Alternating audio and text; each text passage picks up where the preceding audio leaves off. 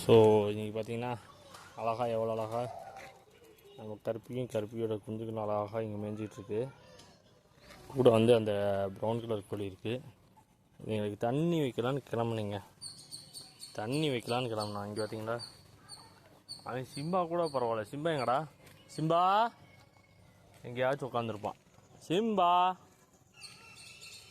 ஓடியாண்ட பார்த்தீங்களா? சிம்பாலாம் இப்போ நல்லா கூப்பிட்டோம்னா தெரிஞ்சுக்கிட்டான் அவனை தான் கூப்பிட்றாங்கன்ட்டு.